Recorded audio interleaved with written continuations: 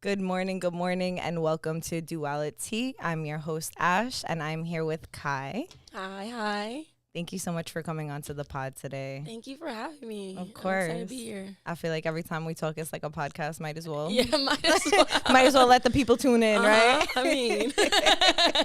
Like literally, like we were just saying before it went live, just like seeing each other in Bloom, Mhm. shout out Bloom, always shout out Bloom. Bloom.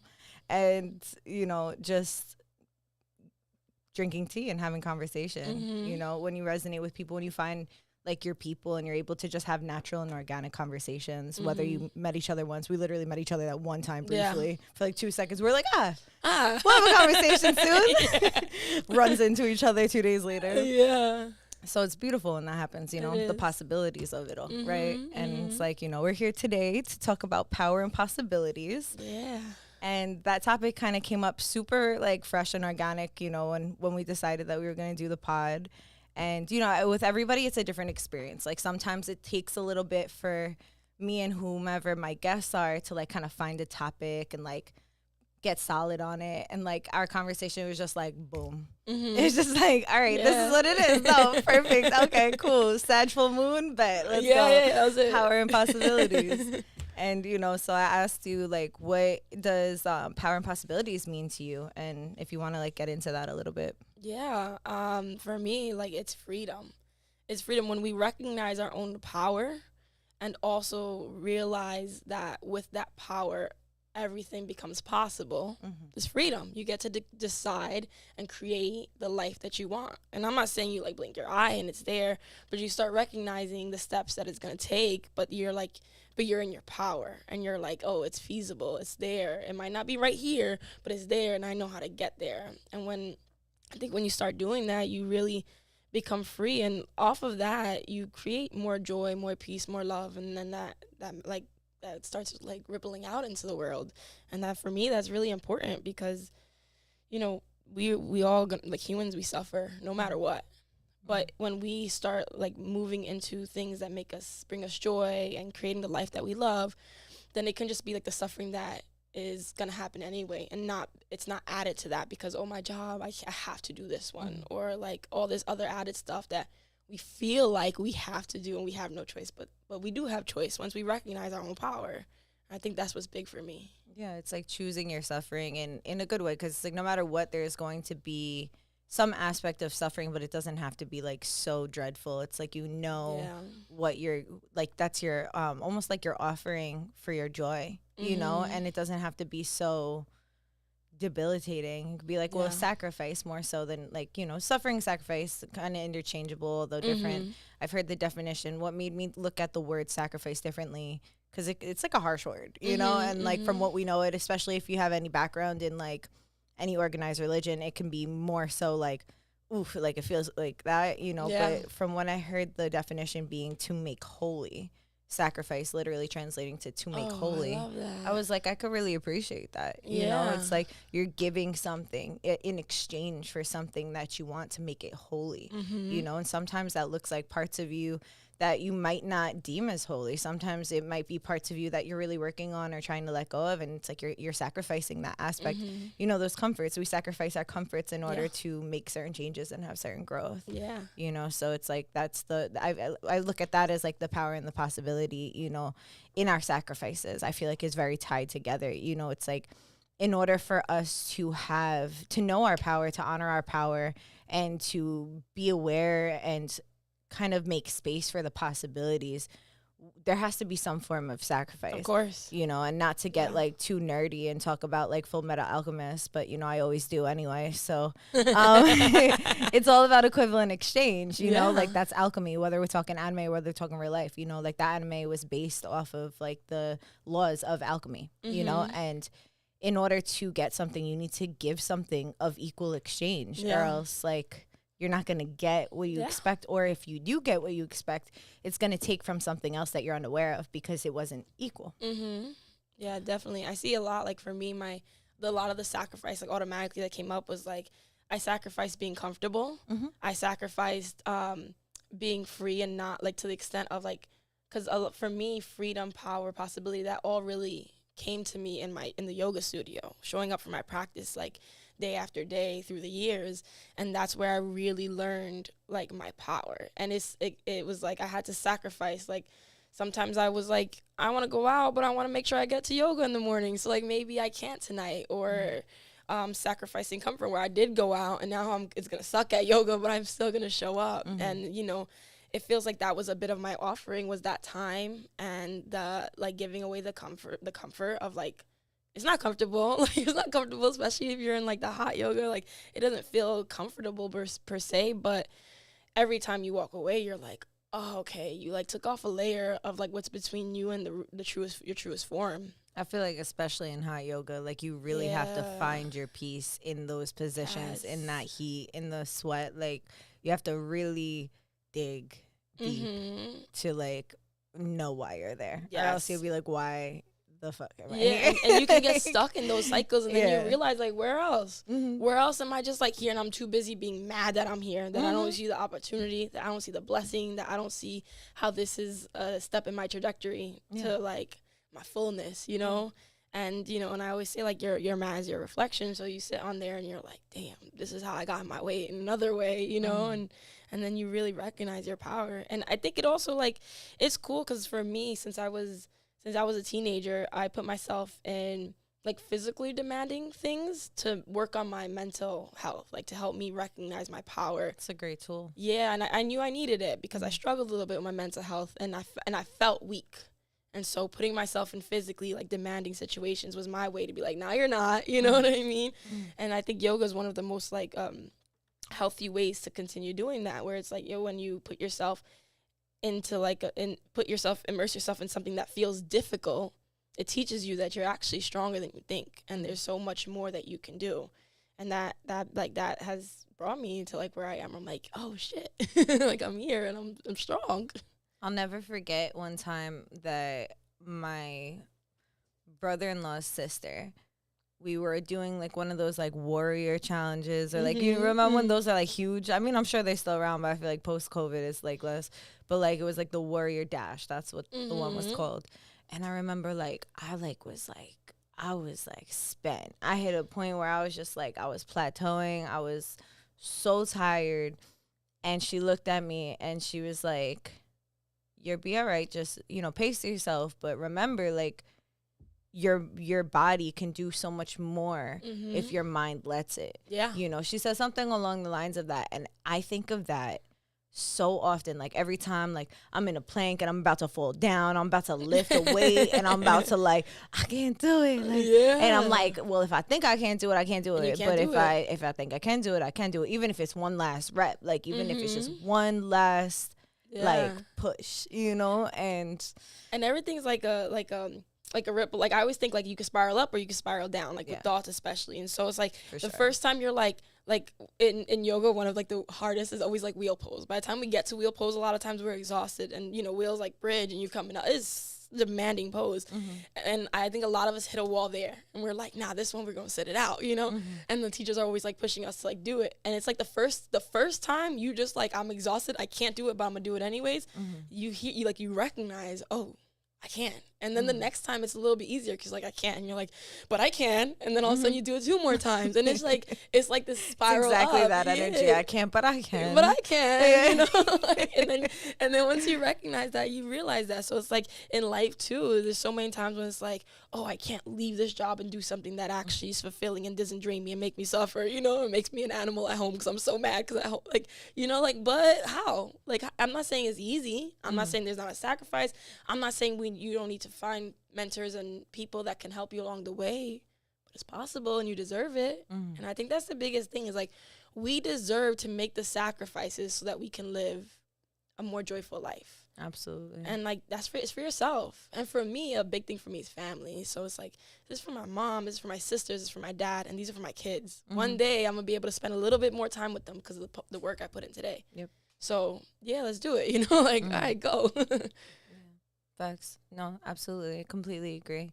And it's like just having that foresight. You know, I feel like sometimes especially when people are struggling mentally, you can lose that foresight. Like, you know, you can lose that, like, what am I doing it for the future, you know? And like, you could think about the present, maybe the past, and like get kind of caught up in that. And like, you know, sending like so much love to those people that can't even get past like the day to think about that in the future, you know, because it's a good reminder and it's a good temperature check to have those conversations, especially with peers, because, you know, we never know what somebody else is going through or experiencing in the moment. And like, even to just touch on things like that is like, I know there's plenty of folks that I've spoken to. There's plenty of times in my own life that I've had that experience where it's like, I can relate to being like, this is what I'm going to set up for my life, and I'm building this for my future. And then there's times where I was like, I didn't see a future, so I wasn't building towards that. I was just trying to get through the day, through the minute.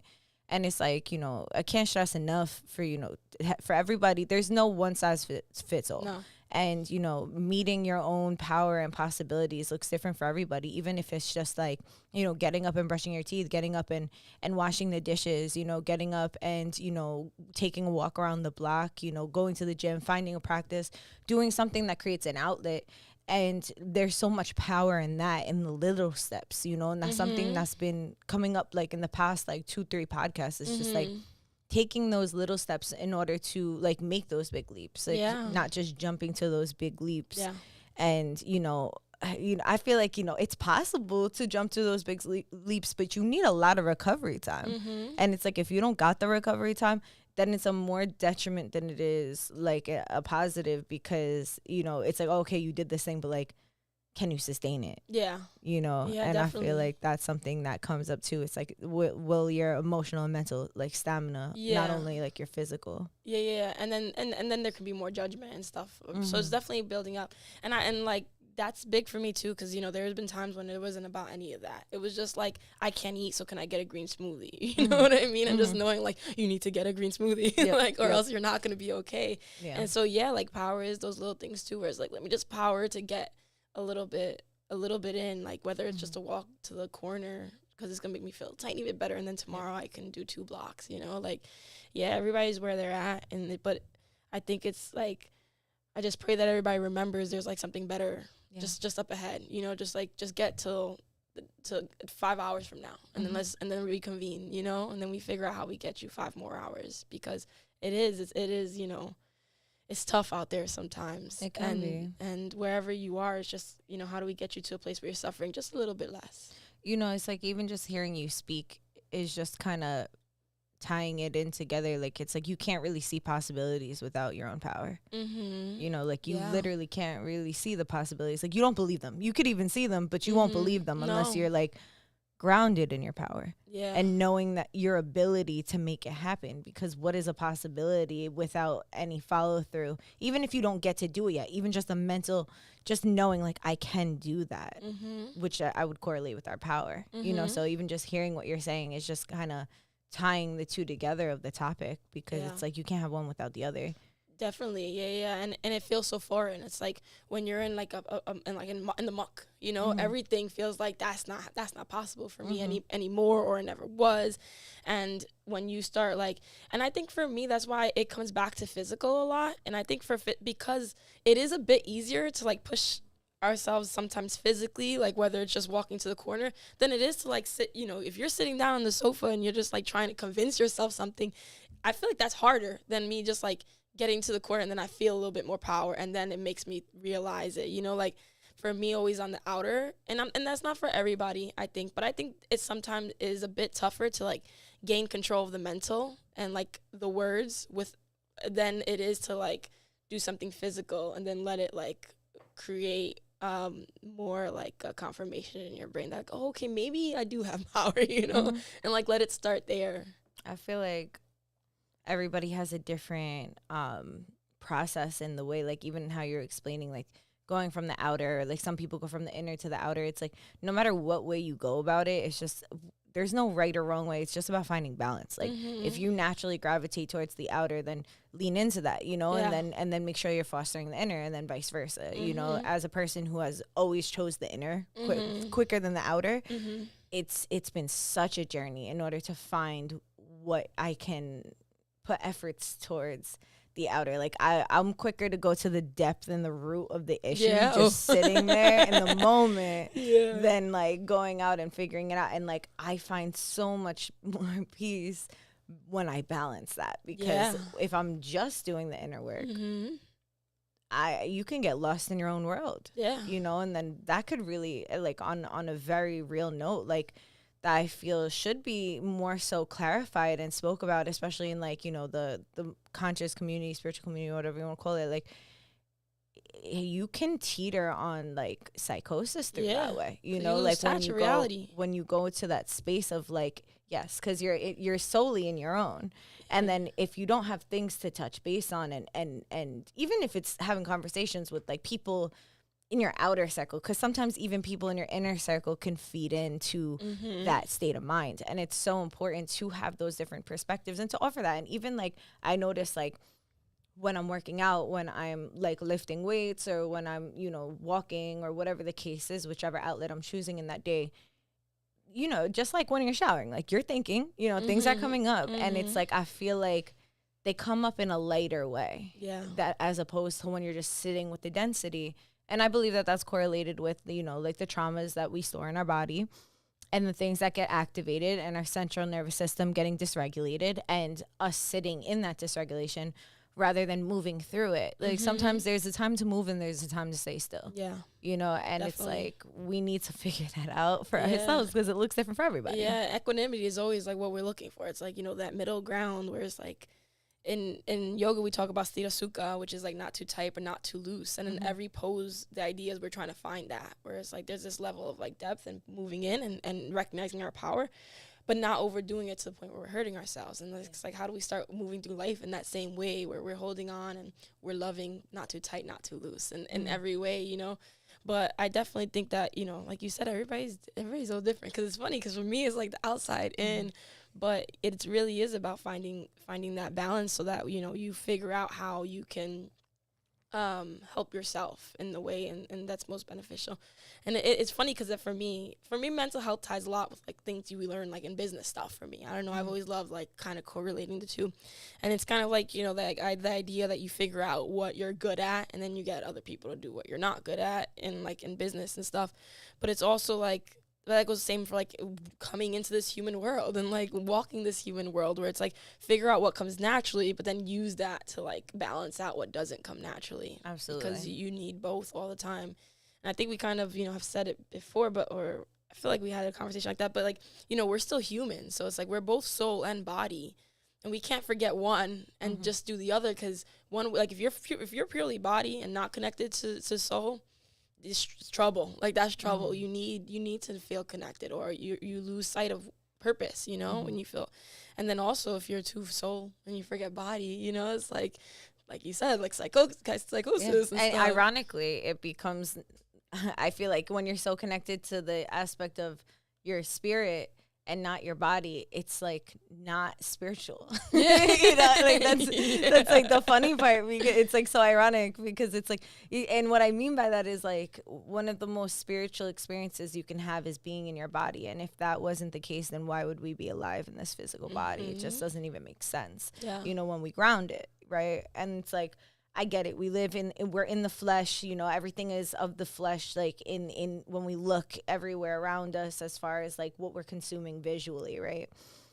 Simultaneously, I understand that urge and that desire to, like, really dive into the things that we don't see. I very, very much so understand that. Like, got a fucking master's degree in taking that route. You know, that's the route I took, like, full-fledged. I was just like, yo, like, this is a vessel, okay, whatever, you know, this is what I'm learning, like, in this other, like, space. And it's like, not whatever. Like, certainly not whatever, because whatever you're doing spiritually, like, that practice is also, like, affecting, it goes through our endocrine system, you know, like, it taps into our nervous system, like, in order for us to tap into our intuition and tap into, you know, whatever you want to call it, as far as, like, your ancestors, your, you know, creator, you know, your spirit guides, whatever, like, fits you in wording, you know, just like spirit in general, you know, it involves that.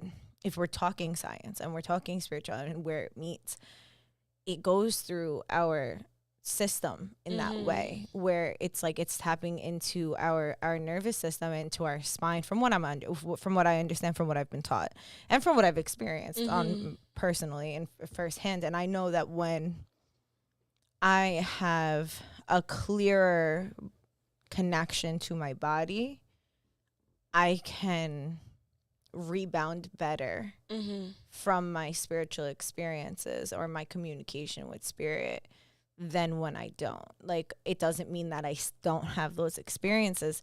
The spiritual experiences definitely still happen, even when I'm not necessarily connected to my body as much as I'd like to be. But it takes a while for me to recover because you're traveling. You know what I mean? Like, it's like when you have those dreams that are really intense and you wake up and you just like, just can't get back into your body right away. It's like, you know, you feel like that, but in midday when you have an experience, because you like might have, you know, tapped into, someone might have walked past you and like their ancestor might have said something to you, or like, you know, you might have connected with something intuitively or psychically or mediumship wise, like, you know, and a lot of people don't even know that. You know, a lot of people say that they're a medium and a psychic and they aren't necessarily, you know, and then there's a bunch of people that are, but they don't know that that's what's happening because it's not necessarily always like in the movies. It's not just like, oh, like, you know, it's not a That's So Raven moment every time. It's not like, you know, the ghost with Patrick Swayze, like, you know what I'm saying? It's not like that all the time. It can be, but it's not like that all the time. And I know for a person who has just had these gifts like my entire life, you know, and like not having guidance with that, I just felt crazy. Like, I just didn't know. And then the people who would like talk to me about it, like, were very like clear cut in their way that they were receiving it without really so much room for how I could be receiving it until I had met my elder and like really started like working under him. He was very much so like, this is how it works for me. It's going to show up different for you. Like, he was very like that, you know what I mean? But that was like years into my journey, you know what I mean? I met him when I was like 22, you know? So it was like, I had 22 years of life without that and experiencing that and being very confused by it and just being like, oh, why do I feel so like this? And like, I feel like I feel so much. And like, why do I feel like I have an understanding of that? And then, and I didn't know what was mine and what was other people's. You know what I mean? Like, it was like a sponge. Like, you don't know what's good and bad bacteria. It's just all. It's just all. You're just full. And then you squeeze it out and you're just like nothing. Like, you know, and I'm just like, what the fuck is going on? Like, this is scary. Like, I don't know how to like navigate this. And, you know, naturally through connecting with my body and, you know, making those prayers and really just like not jumping to the first people that I seen and really just praying for a good teacher to learn from, and like my discernment and things of that sort is like what made that clearer for me. And like, I think that is just so important that it's spoken about. Like, to be honest, like, I kind of step away from more of like the conscious or spiritual community because it's just so much. It's just like there hits a certain point where it's like, what are we like it's delusional. And I'm a person who like struggles in general with like, well, has struggled. Let me use past tense because I've been in a really good space with it for a decent amount of time now, with just being here on this earth. You know, despite me listening to Earth is Ghetto, I want to leave on my way here, you know, like, but, you know, it's one day at a time. But, you know, it's, I have a harder time when people are talking about, you know, different relations of alien species and different dimensions and like how to get to the fifth dimension and all of these different aspects, when I'm like, yo, like how do we navigate here though? Real life like right now, like so, like I'm gonna have to do my taxes in the spring, you know what I'm saying? Like I'm gonna have to like figure out my rent and calculate my expenses. Like, how can we foster this? And like, some people are really great at that, and that's great, you know what I'm saying? But those people don't tend to, like, I don't know. And it keeps a lot of people out from opportunities of healing, because it's like, I can't sit and go retreat for 6 years and then just like live in the, I got stuff to take care of. There's monasteries for that, you know? Yeah. Like if you're ready to commit to that. Yeah, and if you can, but like the majority of us are like trying to do our healing and become better people and just experience life in a more positive way. Absolutely. And come back to source, which is love. But still, we got like family members, we got kids. We're not trying to give up everything. And how do we find that balance? And I think physical is really big. I think for me, you know, I do yoga retreats, and some of them, and all of them, I offer like adventurous things, because like just as much as we're going to be, you know, in the sweat lodge, I also think like when we're doing zip lining, you recognize something yourself, you feel alive. The inner and the outer. It's like, yeah. And so we need to foster both. And, for sure.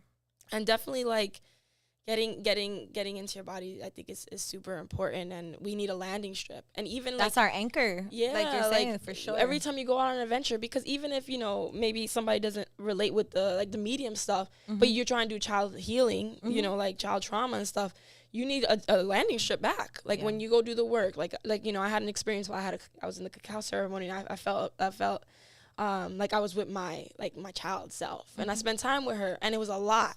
And then after, like, I had to come back, I can't just go walk all day with all that feeling. Like, I have to come back and I have to go to work. And how do I ground myself back down?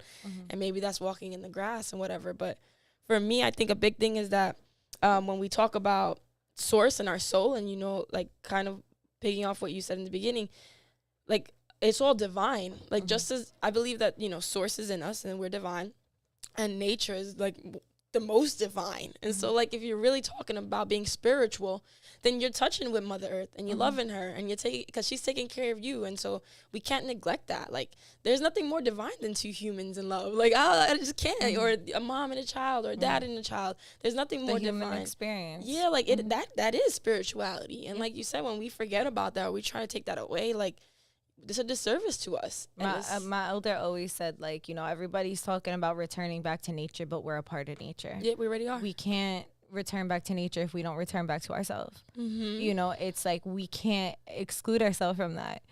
We can go to the plants and to the trees, and it reminds us of ourselves. Yes. It reminds us to take that breath that, the tree's working so hard, OT, to turn that carbon into oxygen, to give that back to us. You know what I'm saying? Yeah. To ground ourselves, to remember what it is to be grounded and stable, and to sit in one spot just like those trees do.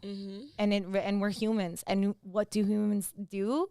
We love to be reminded of ourselves. like we love to relate to things to ourselves. Yeah. But you know what? That keeps us alive. It does. Because without our ego, we'll just be what? Our spirit. And then our spirit is not meant to be just in our physical body. Like, it's all meant to be one, and it's like, and I feel like, listen, like, obviously we need to keep our ego in check and have an understanding, and boundaries with it. But if we did not have an ego, we would not be able to survive in the modern world. It just wouldn't be possible to have both. Like, it's we have it for a reason, and I look at our egos as like our protection and our reminder to be human, our reminder to protect our physical vessel. Like, so sometimes when we have that feeling of like, oh, okay, our ego's getting out of control, it's like, well, it's just trying really hard to protect our physical vessel. It's like it takes its job really seriously. It's like, I will burn these bridges with everybody if that means keeping you safe and protected, because last time we experienced this, this made you stay home for a month, you know? And it's like, it might not make sense to our mental or our spiritual. Yeah. But that's why, once again, balance, you know? Like, we can't let our ego run our life, but we can't let our spirit run our life entirely, you know, or else we won't be in our body, and then you're just not here. Yeah. So then you can't experience any of the things that you know. Exactly. Definitely. So, that balance is always like so important, and we need them both, and we gotta look at them all as like blessings, and be like, all right. And sometimes like, and also I gotta put you in check, because you're doing me a disservice now. Like, and it's funny you say that, because like I think when like the ego tries to protect us from love, you know what I mean? Like that's surreal. That's like, yes, I was hurt before. Yes, I had to learn things. Yes, I was done dirty. But also, like, what is life without it? Like, that's source. That's what we are. We're love. So, sometimes you gotta be like, and sometimes and I love having that conversation with people when they're like, I love talking to people about power and possibility. I have 2 businesses, and it comes out a lot. Like, when I see, especially young people, kind of rejecting the 9 to 5, because that was really big for me. I felt like, I was supposed to be a teacher, and the 9 to 5, I knew that it was just gonna eat me up. Like, it was just gonna suck me dry. I would want to be a teacher. I can't do 8 hours in the Department of Education respectfully, emotionally. And so, I kind of took a alternative route, and I still feel like to some extent being an entrepreneur is not something that like we always thought was for everybody. And so when I see like the kids that I work with, or people in their early 20s, like now I'm 30, so now I get to like talk to them, and I'm just like, you can't get you don't have to be upset with yourself when there's that voice questioning, like, no, but go do this. This is comfortable. At the end of the day, we're humans that came from, back when we were in survival mode 24/7, making sure we're not getting eaten by the jaguar, making sure we got food. And that's still there. And thank you, because you got me this far.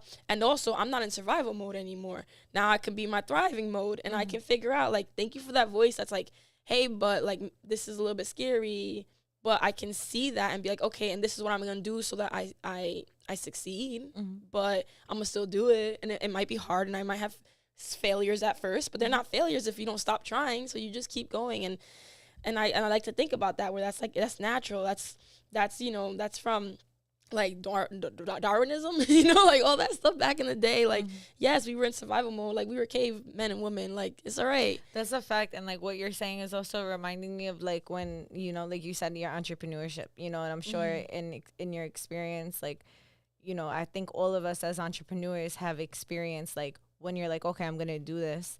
And then everybody around you is like, but like, gives you all these reasons. And it's like, nah, but I've already thought about all these reasons. Like, you might have thrown one or two that I didn't, but like, it's still in the same realm. Yeah. But that's also the same thing that you're talking. It's the same vein. It's like, it's their survival mode. It's their protection coming out. And it's like, and it's a matter of like just discerning the voice between the two. Yeah. You're not going to just silence the voice. You have to learn the discernment, like what is speaking to you. Like, even in therapy, it's like, what emotion are you feeling? Give it a color, give it a name, and it's like the same thing. It's look just at it, like, look, and it's okay, look at it and be like, yo, what are you trying to tell me? What should I be wary of? Okay, and is there another way that I can take care of that, right? Like that need that needs to be met in a way where I still can have the freedom to live a life that doesn't make me miserable. It's just like, just a constant, like, we can look at it. Thank you. You're right. Cause now I'm going to set things up, like, I always like, oh, retirement. All right, cool. Thank you for that. Yeah, Thank you for it's that. always retirement. It's cool. Like, I always retire. Like, do you know anything about, talk to me about your retirement that your company set up. If you know about retirement so much. Nah, but like, it's good, like, all right, cool. Thank you for that. That's something I'm going to take into consideration. I'm going to go to the small business spot. We're going to talk about retirement. I'm going to look at a couple courses, YouTube, talk to my friend who's an entrepreneur. Yeah, thank you. Set me up. But not like, but I can't listen to you when you say, oh, because of retirement, work with the city. Yeah, that's it. Or like stop me in my tracks when I have a momentum to go somewhere and to do something. Yeah, and I got a voice that you can't hear. Like, that's the biggest thing. Like, this is my mission. This is my soul mission. Yeah. You guys can't hear it. You can't understand it. You don't need to. I think it's hard sometimes not to take it personally. Yeah. Oh, because it's like rather than looking at people and being like, oh, that's their survival mode coming out. Even if you can discern it in a moment, it's like, why are you doing that? It's like you can't even fully give it all space, because once again, we're human. We're protecting ourselves from them protecting us, from protecting themselves from survival mode. It's like so intrinsic. So but at the same token, it's also very simple. It's like layered simplicity, it's like the monkey brain, it's the survival, the caveman brain of just like, this is danger. Yeah, danger all Chill. the time. Yeah. It's like fear. And it's like, yeah, back then we had a lot to fear. And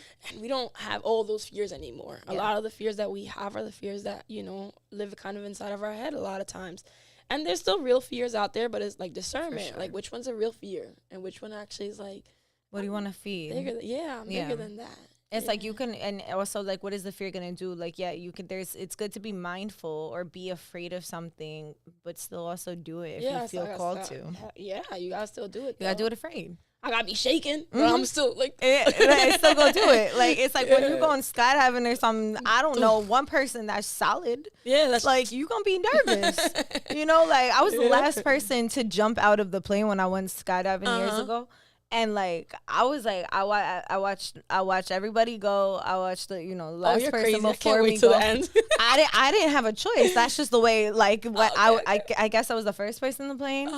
Like, we were just like the first people on the line or whatever. I don't know. I didn't think it through, but also I didn't really have a choice, and I just surrendered to it. So I was watching everybody go, and then my partner at the time, he like looked at me. He's like, he went, and I was like, and then I was like, I'm really about to do this. And I felt like it felt so light because I was on the plane by myself. So it was just us two, me and the person I was jumping with. So I was like, oh my God, like you moved like this and the whole plane is moving, it's like a tin can. I was like, oh my God. I'm like terrified, absolutely terrified.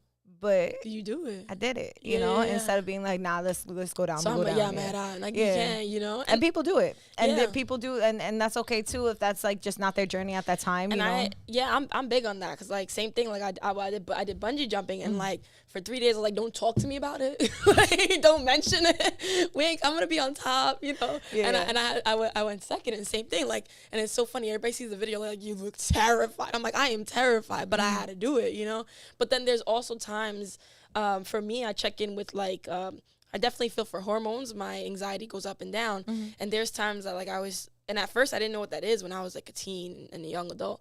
And I would go with my friends and we'd go like jumping off cliffs. And one day it's scary and I can do it. And there was days that I literally was just like, I can't do this. And I used to beat myself up about that. And now it's just like, now I just check in with myself. I'm like, yo, my anxiety's a little bit off today to the point I can't. And that's okay. And that you don't always have to jump. Just jump more often than not, because it's good. And jumping when you're in that state can hurt you. Yes. If it's really like, if the anxiety has gotten to a certain point, like you can make a mistake and like hurt yourself, you know. So it's better to revisit it when it's okay to be afraid, you know, but when you're in absolute panic, like maybe chill for a second, you know? and that's okay. Like take time for yourself, take care of it. Mental health is always most important. Absolutely. But it can't be something that like paralyzes you forever. Yeah. Like you gotta also check it and be like, nah, today's the day that I gotta go. Go back and do it. Yeah, like go back and complete it. My time. Exactly. Know? Don't let that like completely stunt you. Yeah. Yeah. Because you know then you get stuck, and it's like you don't want anything in the way of your power and what's meant for you. I just noticed there's an ant there. And I love ants. They're a visit from one of my amazing people that went to the other side. So hi, I love you. There you get your visit. Thank you for coming. That's why I have my ant tattoo. Oh, I have a bee tattoo right here. I love it. I want a bee too. I have a few of them. I got 5 of them. Yeah, I love that. Yeah, no, that's cool. Yeah, well, that's beautiful. I'm happy that you were able to receive that and have that here. So shout out to your relative or your loved one on the other side for making their presence known. Yeah, thank you. Shout out. You know, it's like even with when it comes to like fear and these moments of like jumping off a cliff, right? You know, there's those little moments too, like even just talking about things that I feel like we don't correlate with the same amount of like internal jump, but like even just talking about emotional things is an internal jump for a lot of people, you know. And it's like or like pursuing somebody that you want to work with for business, or you know, work with as a partner, you know, or like whatever the case is, you know, or be with. And it takes a big jump inside of us to be able to do that too. And a lot of people stop doing that, you know, when they get rejection sensitive, you know. And like for a lot of the ADHDers out there, neurospicy people, like rejection sensitivity is a real thing, and like that's like very just blew my intense. Mind. Things just connected for some people I know. We gonna have to talk. It's like it's a really like when I had my season of like, you know, when I was 25, I was diagnosed with ADHD, and like when I was talking to my therapist, and she was like talking to me, she's like, oh yeah, ADHD, but like you also have OCD, and you also have like, I was like, oh, okay. So it makes sense. I'm like, you know, and like these are just putting words, and you know, I like, for me, I don't look at it as like diagnosis, that's it, that's who I am. No, that's just how I understand the physicality of like literature of people that studied the brain, to understand where my brain was functioning at, you know, whether this point in time or throughout my life or whatever the case is, right? Yeah. So I just like to preface that by that, like I'm a root cause believer, you know, and I believe that that's the middle ground, you know. So for so long I was always just like, I don't need a label, I just fix the root cause, and it's like, but like I need to treat the symptoms as well. Like, and I gotta understand it so I can, you know, even like, get there. There has to be I have to be able to articulate it so I can know what I'm looking for. If I'm like over here like unpacking my childhood trauma and like understanding, or like even just the foods that we were fed when we were younger, because you know our parents didn't know better, and you know glyphosate was at its all-time high.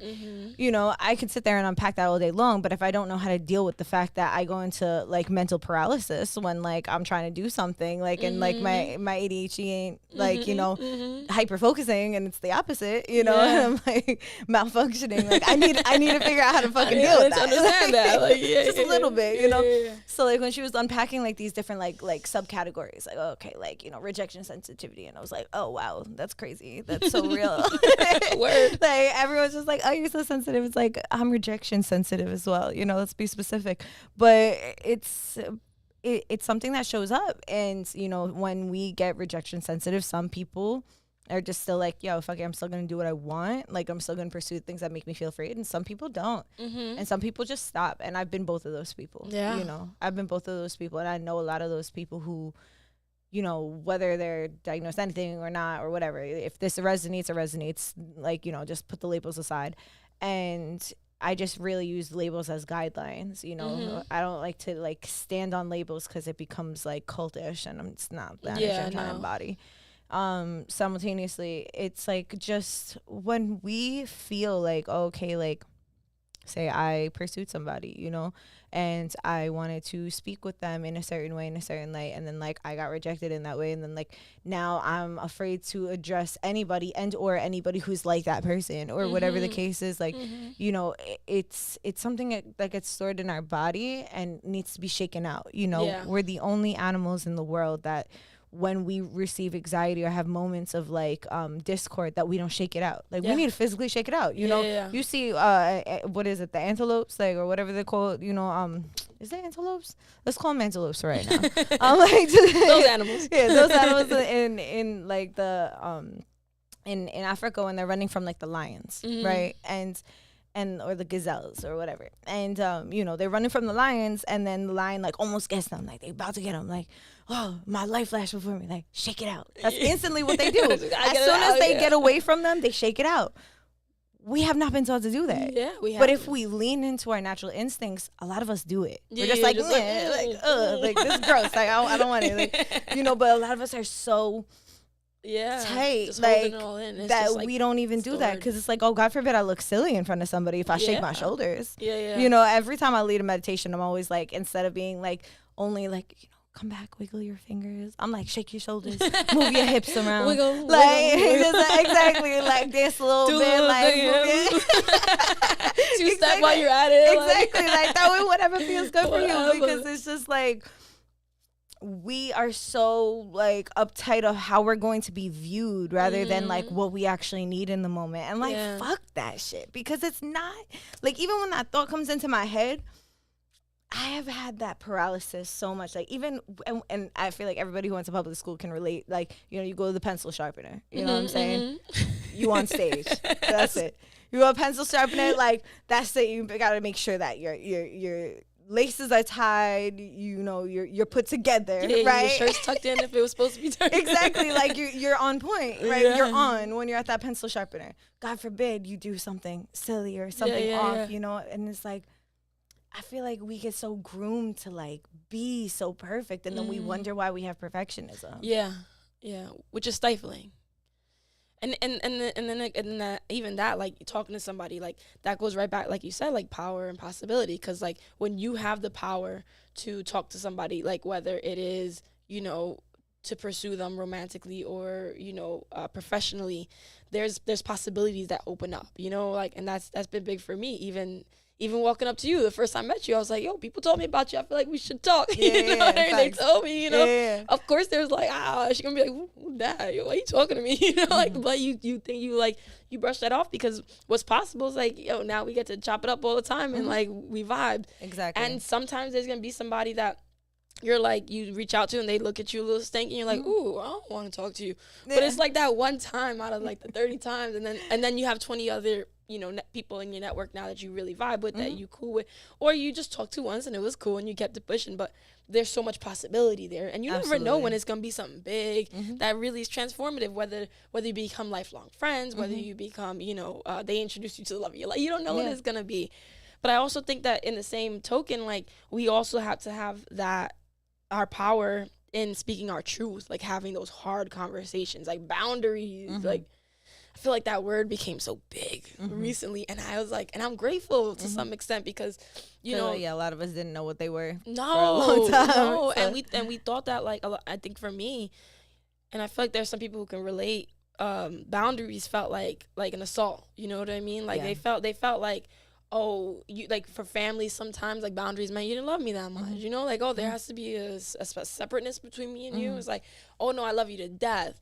And I love Mama Brene Brown. I think she's incredible. Yeah. And I love listening to what she says. And she talks, and this is how I like to think about it, is like, no, because I love you and I cherish this relationship, I'm taking the time to talk about my boundary. Because if not, you're gonna keep doing things that hurt it, and then resentment's gonna build, and then our relationship ends. Absolutely, you know? absolutely. So it's like, oh, because I love you, I have to talk about this, and it really fosters deeper connections, deeper relationships, and better feelings between people. So I think, like, being able to have that power to, like, step up and communicate your truth is super important. And what's possible is, like, freedom. You know, it's like, because when you don't articulate your feelings, you sit with them, and it feels like ick in you. You know, and it's affecting everything you do. And you're like, they said, like, somebody said this or did this and it really hurt me, and I never said anything about it. That stores in you, and that's affecting everything you do. So, you know, it's important, and it's hard. And sometimes we take time. I'm taking time sometimes. Like, you know, I can't do it immediately. Yeah. But, you know, we have to get in our power and be like, okay, gotta have this conversation, because they can't keep doing this to me, you know. Facts. Because I deserve a voice. Even when it's like the minimal things, or even just reinstilling boundaries. Yeah. Like, I had an experience yesterday. Like, there was a lot of different things going on in my household, and then, like, my sister, like, shout out to my sister Nicole. Like, she was like, we were talking about something completely different, so it definitely did offend me. But I was like, she is a Taurus with Leo moon, but we'll leave that there. But, you know, it's like she said to me, she was like, you know, by the way, since we're on the topic, like, just shoot me a text, like, when you want to come up here, because, you know, sometimes it could, like, she homeschools. So she's like, sometimes if I don't get the lesson in, it could kind of throw things off, you know. And at first I was like, I was like, okay. I was like, all right, I'll just never come up here. Like, literally, like, as a human being. I'm so sensitive. I'm like, so you don't love me? As a human being, like, because she didn't say all that. She was just like, oh, she doesn't say, oh, it'll mess up, like, you know, with the lesson. She was just like, it'll mess up my day. And I was just like, I just blessed your day. What you talking about? I was like, what? Like, I wanted to see my nieces. Like, what do you mean? Like, you know, I got like offended. I was like, all right, I'll just never come up here. And instead of her just being like, all right, bet, just never come up here. Like, she was like, just text me, because it can, like, change if I'm about to do the lessons. You know, now the girls are excited to see you. It's going to throw it off. And I was just like, okay, I can appreciate that and I respect that. I'm like, I'll make sure that I honor that boundary. And I know that was a boundary we talked about in the past, but then it kind of just got lost in the sauce, because I'm like, oh, I'm home. I want to come see you guys. So it was accountability, and I feel like she delivered that in a good way, and in a very, like, neutral way. That in the past, you know, I feel like when we as humans start to be like, oh, boundaries, this is what this is, let me start using them, it's like you're afraid to, like, say your boundary, because you don't know if it's going to be respected and what's going to come of it. So it comes off harsh, right? And then you're like, I need this, like, you know, and when you start practicing your boundaries longer, you're able to just be like, this is what I need right now. And, like, this is what is best suitable for me. And, like, you're able to, like, articulate yourself better.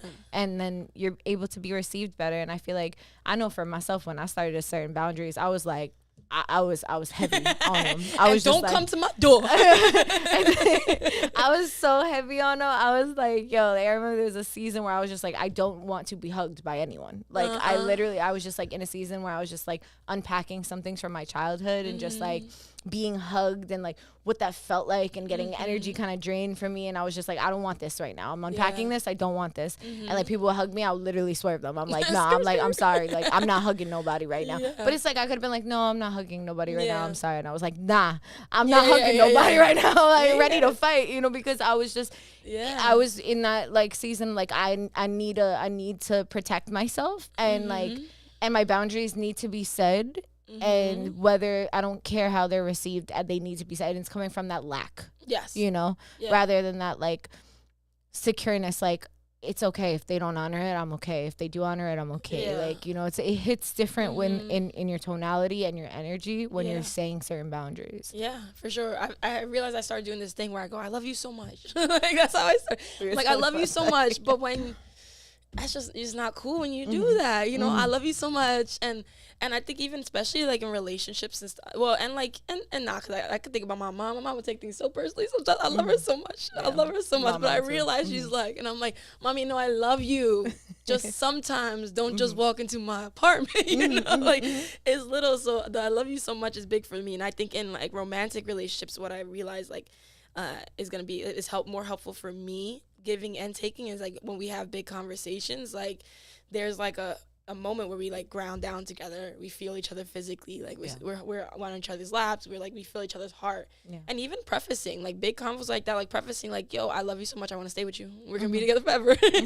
But we have to have this conversation, because how can we do it in a way that works for both of us? You know, there's this, and I think that's big. Like I think it's also like, you know, like knowing the attachment style too. Like I feel like I love you so much is very helpful for the anxious attachment. You know, and like as like a recovering anxious attachment partner, like turn secure, you know.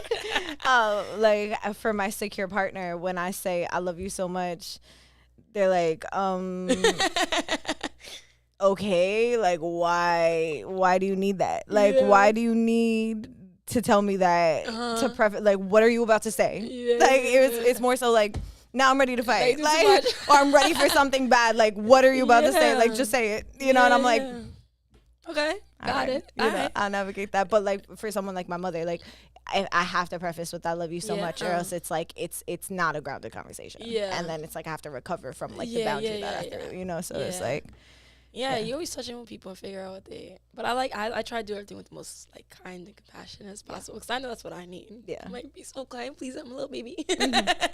Like when it comes to emotions, I'm like, I get that. I feel like I do that, and I feel like sometimes I've looked at people, I have treated them too much like myself when they're just not me, you know. And sometimes, and I think that's for me how I've gotten caught up in different things where it's like, well, it's really good opportunities for other people, because I'd rather treat someone like me than treat someone like I think they know what they're. I'd rather like do that and then be like, actually, hold on, wait, what do you need? You know, and like what is your preference? Because that opens up a conversation, especially if you do have by default, you're like giving that cushion or that cater to like what feels good for us, you know, because at the end of the day, like we are with ourselves the most, so we're learning all the intricate details, so like why not apply that to certain things? And it gives you the opportunity, especially if you're around the people who are also doing similar work to you, be like, oh, like I see why you do that, but that doesn't work for me, and like this is what works for me. So it opens up conversations. It's a win-win either way. I feel and like. Also people learn like what works for you. If like they're like, oh, that actually doesn't work for me, but that works for you, so like you're teaching them how to be with you.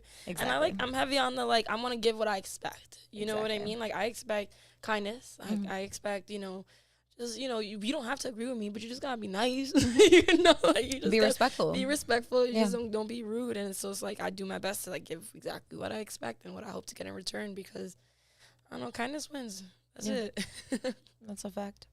Yeah. Well, I feel like we just touch on so many different topics, and like all of them super valid and all encompassing, you know, power and possibility. And is there anything else that you wanted to dive into?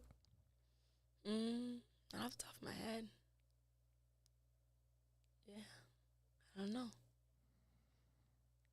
I feel like it's so important to just also foster that, you know, as much as I know for myself, at times I'll look at things and look at people, and I want them to see their power and their possibility, you know, naturally. And in the past, as also a recovering codependent human, I'm very mindful to not do the work for people. Yes. Because you can't really actually do it. You know, you set up the fort, you can do like the work around them, you know, but you can't do the work in them, right? So I really do my best to like step back when I feel like I'm starting to set things up like that. And truly, at this point of my life, you know, I'm 28, I'll be 29. And from what I've gathered in this particular realm of, especially when looking at others, is like, yo, I just got to do it. I just have to do it. Yeah. Because the best, like, you know, they say leading by example and things of that sort. If that doesn't resonate, embodiment. Like, why would somebody even, you say and influence so many people so much more with just doing things than just like talking to them about doing it. Yeah. Just 100%. The visualization, the actions of doing things, our actions and our momentum and our energy and the physical manifestations of, because the thing is most people have to see it to believe it. Yeah. And that is more inspirational and empowering to so many people around us than sitting there and being like, this is what you need to do. Yeah. And sometimes people need that back and forth. And, that's a mentorships and different things and like community spaces and stuff like that is so important. Simultaneously, like really leading by example and believing in our own power, accessing our own power and painting out those possibilities around ourselves and executing them, is the best thing you can do for your peers, for your loved ones. And like, I'll share something that just happened yesterday. So I was in a full course, a shout out to SIBOC, Staten Island Business Association Center, I believe. Something like that. I'm like, yeah, so SIBOC, I'm sorry if I didn't do each one right. But shout out to y'all, like really, really love and appreciate y'all there. It's, development resource for on Staten Island. And yeah, they're dope. And I did the business course in the fall and we just had the graduation yesterday. We had a pitch competition where like, you pitch at the end and like somebody wins. And yesterday I had won. So amazing. it was like, Congratulations.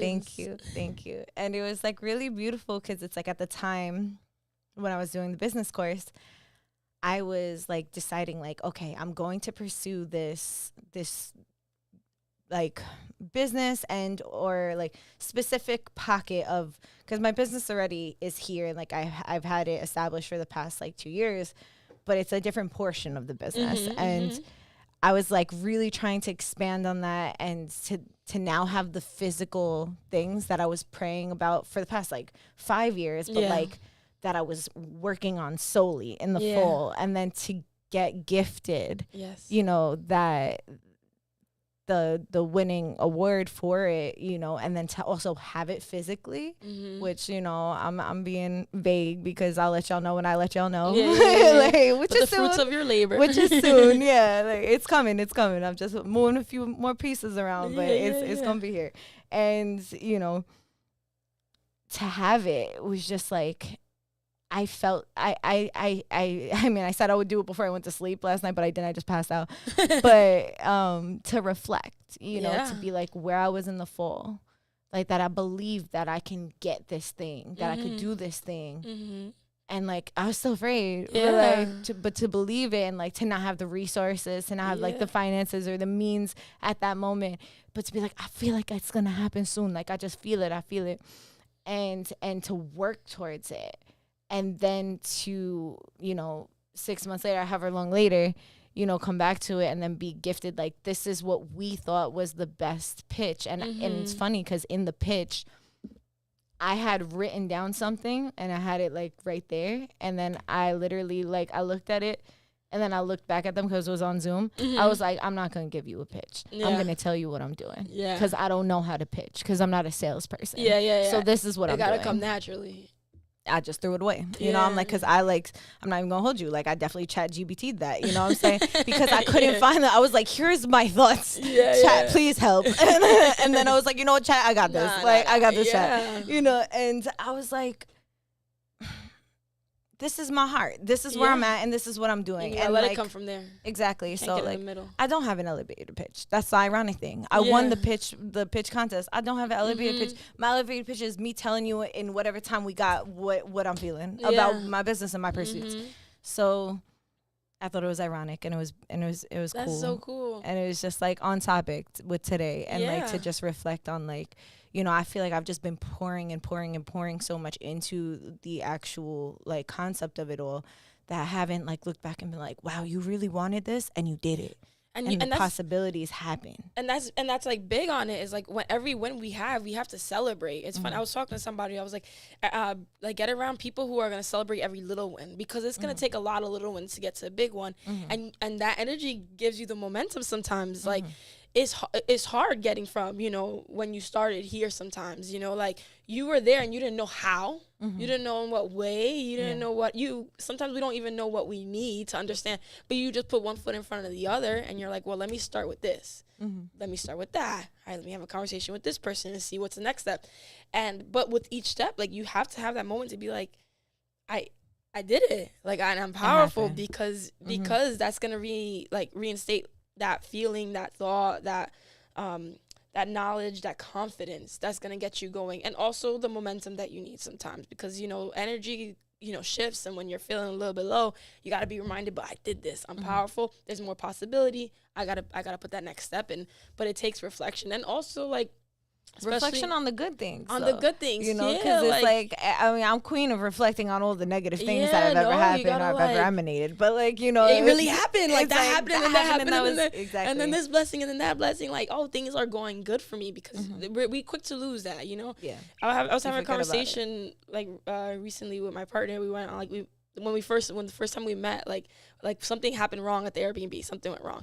And I remember I looked at it and I was like, yo, everything's been going right though. I don't even care. You know what I mean? It's like, for everything that goes wrong, when we do hit a wall, we're going to remember when if we take the time to really reflect on all the good that's happening in the process and all that, then we get to, then in those moments when things go wrong, they don't feel as big. It's like, oh, this is my new one little thing. And it might feel big right now, and it might throw me off of it. But it's one little piece of the puzzle that is sometimes my life. Sometimes the contrast is needed, or like the dissonance is needed in order to see what resonates. Yeah, and I think that's like, I try to do better sometimes, because especially when you have that energy where you just keep going to the next thing. Like, it's great, but you're gonna burn out. Like, for sure. I do that a lot. Like, I'm like, oh, and I got this, now I want to do that, and then that, and then that, and then that, and then it's like, and then I'm big on them, hard on myself when I'm not quite there yet, and people are like, look what you've done. I'm like, oh, thank you, I forgot. You know what I mean? I've never stopped, I don't stop often. So that is something for me personally that I'm trying to work on, is like stopping and being like, oh, but like, smell the flowers and look at what, what you have done. And everything is enough all the time. But then also to go back to what you said about, like, trying to put other people on, like, always talking to them, like, people get defensive. Like, there's times when it's like, you're like, yo, this is what you need to be doing in the kindest way, and they're still just like, there's just this defense of like, I don't even want to accept what you're saying as like, and like, I had a conversation with somebody recently who was feeling the same way about their friend and whatever, and even with my friends, like, I love you to death, but I also have to recognize that, like, maybe your mission on this earth isn't the same as mine. Yeah. This isn't your lifetime to understand this or complete this or reach this, energetic vibration or whatever. And so I could be doing you a disservice. Like, I don't know what, your agreement with universe I think is. that's like a big reason why, like, to ask somebody what they need. Yeah. Rather than we assuming what they need in the aspect of, like, if we're like, oh, like, this is what you need to be doing because we could see it. It's like, before giving that, it's like, are you open to feedback? Do you want to know, like, what I think could help in this situation, or do you want to just be heard, or what do you need? I feel like when you pivot that and, like, you share that with other people, like, you're able to really, like, meet people where they're at. Because I know for damn sure, if someone's like, this is what you need to be doing, when I'm doing 17 different things and I don't have the space for that conversation, someone's just giving me their unsolicited advice, my whole energy is like, go fuck yourself. Literally, it's like on that. Like, it's like, I don't trust you. I don't like you. Get away from me. You stink. You have the ick. Like, I get mean. Like, I just like, now you're my I'm enemy. just like, now you're my enemy right now in this moment. I'll let it go. Like, all that'll happen in 30 seconds and I'll be able to let it go. But like, it gets real intense because you're kicking me when I'm down. Yeah, exactly. It feels like an attack. And you know what I'm saying? And like, and a lot of times it's like the people you love the most, and with you the best really intentions, just trying, you really have the best intentions. But it's big on, like, and in that case and in all cases, it's like, like, just say, like, hey, what do you need right now? Because sometimes people are like, I just need a hug, and you're like, bet. Exactly. And that we don't even need words. And we don't need nothing. Like, I just need a hug, and that's from here to there, and they feel better. And then maybe down the road they're gonna be like, yo, remember that came up? I'm trying to figure it out, and then we can have a conversation. Now you're a safe person. Yeah, but like, exactly. How do we create, like, safety first? It doesn't feel good when everyone's trying to fix you. Yeah, because, like, at the end of the day, we also are, like, perfect the way we are. You know what I mean? Like, every moment I feel like this is exactly who I'm supposed to be this moment. Next moment might be different, and maybe next moment the person I'm supposed to be and the perfect person I'm supposed to be is going to take me doing something different. But, like, in this moment, this is exactly who I'm supposed to be, and this is, it's all divine timing. For sure. But yeah, and it's funny because the embodiment, I feel like I learned that like heavy when I became vegan, because when I first became I like just randomly took a challenge on myself because I like to discipline myself, and I was like, oh, I'm be vegetarian, And then I saw like a bunch of documentaries, and I was like, oh my God, like that's what happens. That's how we get milk, like, you know, like, and I had, the one too, yeah, like, the milk. Yeah, as a feminist, So, yeah, so, you know, I got, you know, I'm a Sag and I'm fiery, and I was just like, that's it, we're changing the world. And I was on my Instagram heavy, like posting videos, doing the most, and everybody would just be like, yo, take that off, like I'm about to unfollow you. And nobody liked it, like nobody liked it. And after like a couple months, I had like gotten off of Instagram and social media, and then like I got back on a couple months later, and I had taken everything off, and people were just like, I had like something in my inbox, and somebody was like, hey, you're vegan, right? Like, I've been considering the lifestyle, you know, I just want to talk to you about it. And since then, like, people still be like, oh yeah, what's it like? You know what I mean? Like, is it as hard as it looks? And I was like, oh, like, when you try and tell people what to do, nobody wants it. They're like, first of all, don't tell me I'm wrong. That was it. It's like, first of all, don't tell me I'm wrong. But when you live a certain way and you embody it, and people are like, oh, I like the way, you know, and when it comes to veganism, it was just kind of like, you know, oh, I'm learning some things and now I want to make a difference. How can you help me? But in other aspects, it's like, oh, I like the way you feel, and I want to feel that way. You know, like, I like your body, like your soul. Like, I'm trying to do some work because I need that. I need a little bit more calmness, or I need a little bit like that.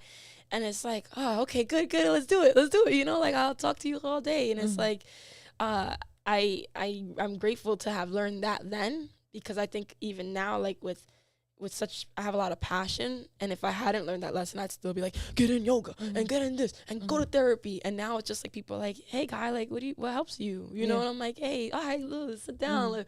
So I started journaling, you know what I mean? You know, we get to have a conversation that's with like love, compassion, and that they're ready for us in their timing. And you know, I feel like in life, like in this life, I want to make a positive difference, and whatever that means, and to share love and peace. And so, you know, embodiment, I feel like, has been the path, is more just like, all right, so how do I create that in my own life? Also, how often do we like look at everybody else's and we don't look in the mirror? Like our life is on fire and we're over here like, yo, you should be doing like, no, like a lot of times it's it's escapism when we fixate on other people's lives. Absolutely. And we got to catch that, because that's, I mean, there's, you know, there's all types of vices and so many ways in which we don't want to look at ourselves and deal with our shit, whether it's alcoholism, or even hitting the gym way too much, you know, like there's so many ways, or trying to fix everybody else. So many societally acceptable addictions. Yeah, so many. And we gotta, like J. Cole says, we gotta choose wisely. Like, what are we doing, and in what way are we doing it, and how much are we putting into it, where it becomes escapism and we don't want to look at ourselves. And helping others is, you know, I think we all know somebody who's like always trying to fix everybody else's life, and then always trying to help, always that person to quote. And then, you know, you're like, you good, and they're like, nah. You know, everything's a mess in theirs, and you're like, bro, take care of yourself. You know, like that love we have for others, we have to have for ourselves first and foremost. You know, and that goes back to like spirituality. You know, like you said, like coming back to nature. It's like the only way to get back. You can't. When I started like spending time with myself is when I was really able to look at the trees and be like, and understand the lessons and treat them more kindly, because I treat myself more kindly. I remember in one of the programs I was doing at B Yoga and Dance, shout out to the studio. I practiced there for 7 years. They birthed this version of Kai, and I'm very grateful. But one of the things that was spoken about was that everywhere you go, like there you are, and like how you treat yourself. How you treat yourself is an example of how you treat others, and how you treat others is an example of how you treat yourself. So when you're quick to like snap at somebody, how quick are you to snap at yourself when you make a mistake? Or how, like, when we come to other people and we, you know, are like, for me, like super like harsh, you know what I mean? Or have these high expectations of other people.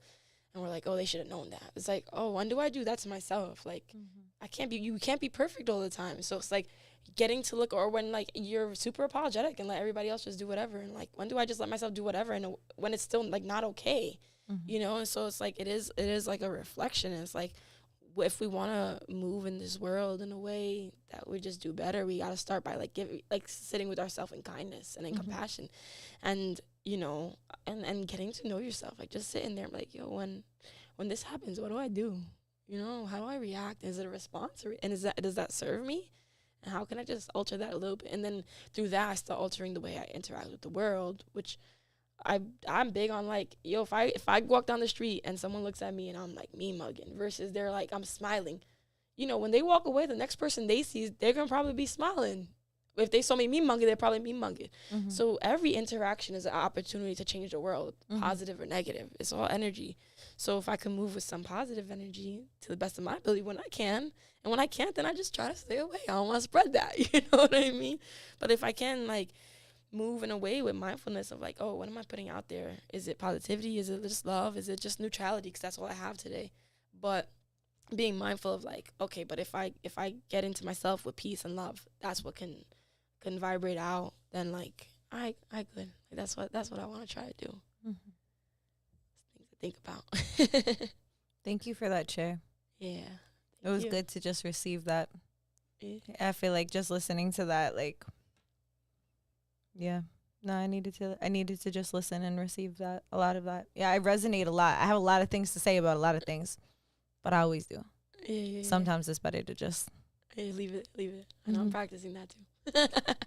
Learning. I mean, the one thing I will say that anybody who does know me, who listens to this, and there's a lot that I could relate, and a lot that I could very much so relate to, especially in regards to like the passionate speech of like being all in the face of like, this is how I feel about this. Yeah. But I would deeply resonate with a lot of things that you're saying, and thank you for sharing your experience and having the platform, taking the opportunity to speak on a platform that's going to allow other people to hear, all over the world and all different spaces, to hear what your life experience and the different things that have shown up and what you've learned from it. It's like, it's just so beautiful to just listen. Speaking is beautiful too. But if you speak a lot, it's good to just sit back and listen too. So finding the balance. Finding the balance. That's what we're doing. That's what we're working on. Word. So, I mean, shout out to you. Thank you so much for coming onto this podcast. Sure. Thank you for having me. I love chopping it up with you. Of course, yeah. Just thinking about these things and learning from each other. Facts. It's good. It's really, I really am so appreciative to be able to just lean back and be silent. I don't always feel to do that, and that can be for multiple reasons, and we don't need to unpack that. Not today.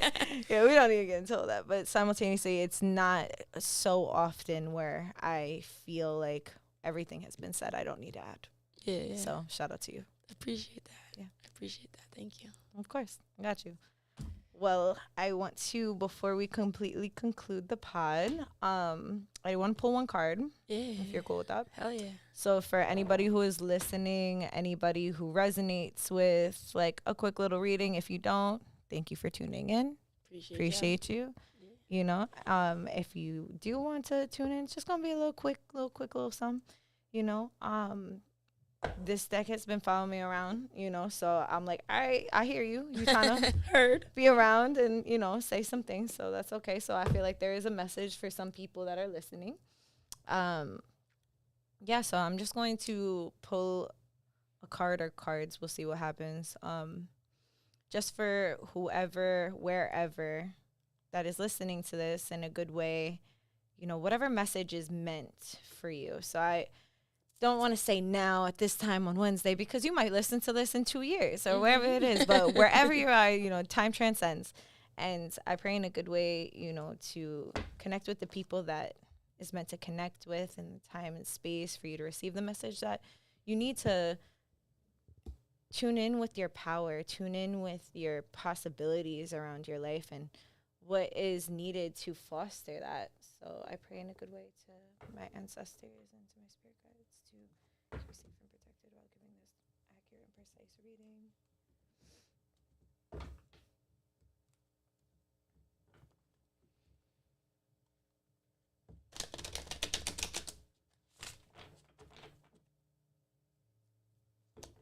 This deck I always struggle because it's like big and like my hands be fully flexed out, like fully flexed.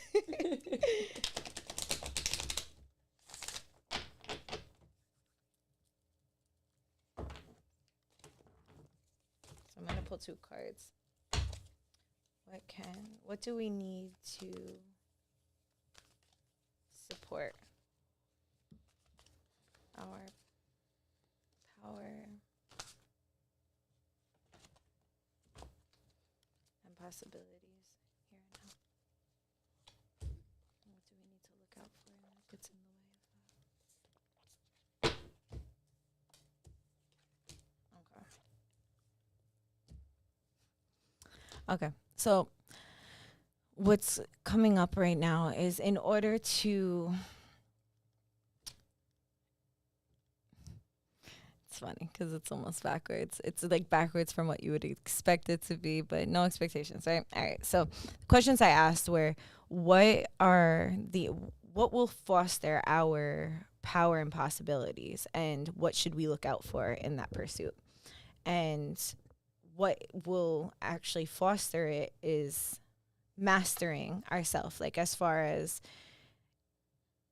understanding our addictions, understanding those things that hinder us is what will actually foster the possibilities, which is why I said it's kind of like a reverse, you know. And what to look out for is trying, it says lead, right? So lead, when I think of that, well, it's the Emperor card, right? So when you are taking too much control, there's a saying, and it's like, stand behind creator, stand behind spirit, always be behind spirit, right? Not in front of spirit, but behind spirit. What does that mean?